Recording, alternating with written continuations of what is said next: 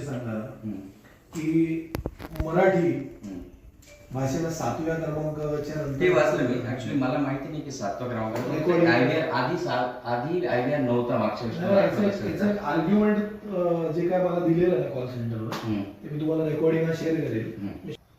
तुम्हाला कोणी सांगितलं ते मला काय म्हणतात की देशाच्या देशाच्या हिशोबाने ठरवलंय, बरोबर ना? देशाच्या ह्याच्यात जरी ठरवलंय ना तर त्या क्रायटेरियाच्या हिशोबाने पण 7व्या क्रमांकावर मराठी नाही येणार. त्याचं कारण असं आहे, जगात 10व्या क्रमांकावर बोलली गेलेली भाषा सगळ्यात जास्ती 10 मोस्ट स्पोकन लँग्वेज मध्ये मराठी आहे आणि देशामध्ये 3rd क्रमांकावर आहे बेंगॉली नंतर.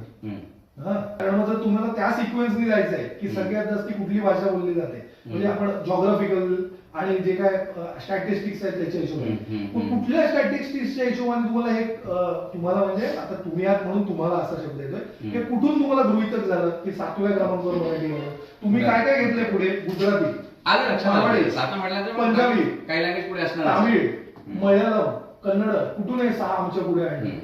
तुम्ही म्हटलं त्या हिशोबाने फक्त तुम्हाला हे सांगा. तुम्ही जे नावं घेतलेत ना ते म्हटलं की महाराष्ट्रात सगळ्यात जास्त म्हणून फक्त म्हटलं की त्या आपण नंबरला जाणार पॉईंट नाहीये. तुमचा जो पॉईंट आहे की 7 नंबरला आहे ते मला लक्षात आलं. म्हणजे हा जो सगळ्यात पहिला पॉईंट आहे ठीक आहे. मला एकदा बोलावं लागेल काय आहे की मला एकदा चेक करून मी सांगू शकतो. तुमचा मुद्दा लक्षात आला. हाच महत्वाचा मुद्दा होता ज्याच्यासाठी स्विगीला पण त्याच्यासाठी गेलो.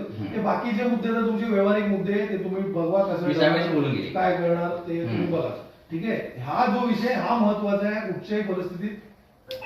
दुसरी गोष्ट आता ते 7व्यावर जरी आहे त्याच्यानंतर पण काय होते माहितीये का तुम्हाला, 25 मिनिटं होल्ड